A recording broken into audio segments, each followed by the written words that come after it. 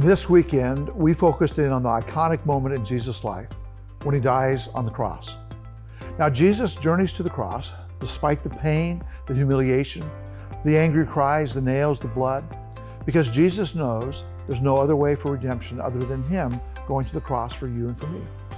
Now, it's at the cross that the love of God becomes extremely obvious, and yet so many of us still struggle with the cross.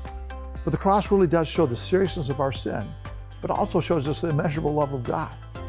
I really do want to encourage you to go back to Psalm 22 that we looked at this weekend and see how that prophecy is fulfilled 600 years after the psalm is written. Now, as I promised, here are some other Old Testament prophecies that are fulfilled by the cross.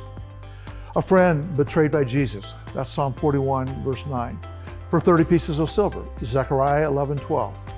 Jesus, he's forsaken by his disciples, Zechariah 13:7. He's silent when he's accused by false witnesses. That's Isaiah chapter 53, verse 7. Jesus is mocked and beaten, Isaiah chapter 50, verse 6.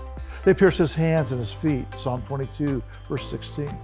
Jesus, he's crucified between two thieves, Isaiah 53:9.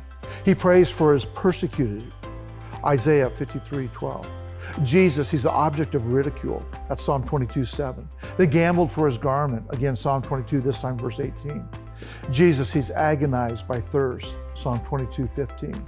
He dies committing himself to God. Psalm 31:5. Jesus' friends, they stand far off. Psalm 38:11. No bones were broken in his body. Psalm 34:20. Jesus' body is pierced. Zechariah 12:9. And finally, by his wounds we are healed. That's Isaiah 53:6. So this week, I just want to remind you that we also have this Good Friday service at each of our campuses. I'd really encourage you to prioritize this in your schedule because it's going to focus in on the cross. And again, the cross is such an important part of our faith that I think it'll help you and it'll help your faith. It's not pleasant, I get that, but it's absolutely essential to God's plan. And it really does give us a better understanding of the depths of God's love, the love that Jesus has for each one of us, to willingly choose to go to the cross.